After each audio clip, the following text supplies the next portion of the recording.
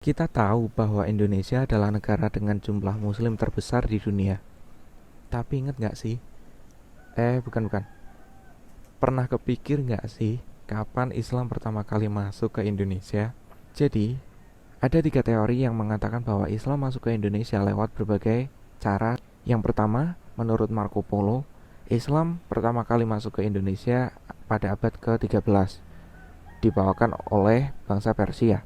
Kemudian menurut Snugh-Hurhonya, Islam pertama kali masuk ke Indonesia abad ke-7, dibawakan oleh orang Gujarat, India.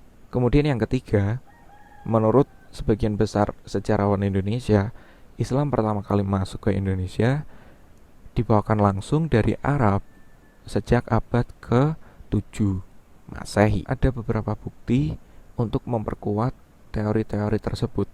Yang pertama, menurut Marco Polo, dia mencatat bahwa komunitas muslim baru didirikan pada tahun 1292 Masehi oleh para pedagang Moor di Perlak. Kemudian kalau menurut Snugh-Hurhonya, ditemukan banyak kesamaan budaya antara Islam Gujarat dan Indonesia. Yang ketiga, menurut sebagian besar sejarawan Indonesia, Islam dibawakan langsung oleh para pedagang sekaligus ulama muslim dari Arab yang kemudian mendirikan perkampungan Arab di pantai barat Sumatera. Nah, lalu kapan sih sebenarnya awal Islam masuk ke Indonesia? Menilik lebih jauh lagi, para pedagang biasanya menggunakan jalur sutra untuk menuju ke negara tujuan mereka untuk berdagang. Pada saat Khalifah Umar memimpin, Islam sebenarnya sudah mengalami perluasan wilayah dan pemerintahannya juga sudah terstruktur dan terorganisir. Perluasan wilayah antara lain sampai ke Mesir, Uzbekistan, Palestina, dan lain-lain.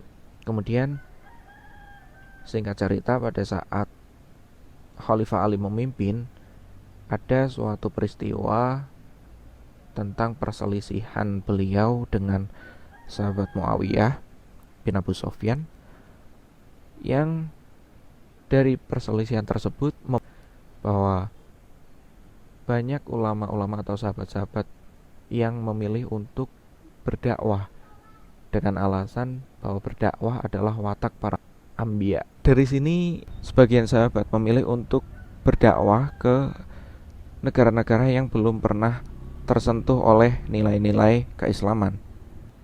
Dan yang menarik adalah ketika Allah seakan telah mengatur Indonesia atau Nusantara pada saat itu menjadi bagian dari sejarah panjang peradaban Islam.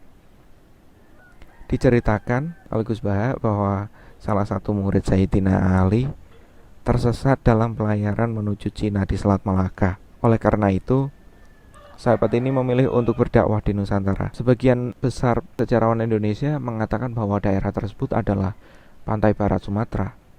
Sebagian yang lain ada yang mengatakan bahwa itu adalah Malaka. Bisa dikatakan bahwa secara sosio-historis, Islam bisa dikatakan sudah mulai masuk ke Indonesia yang dibawakan langsung oleh ulama dari Arab. Jadi bagaimana? Kalian tim teori yang mana nih? Atau mungkin kalian punya pendapat sendiri? Tapi apapun itu, yang jelas jangan berhenti mencari kebenaran, tetap penasaran, dan sampai jumpa.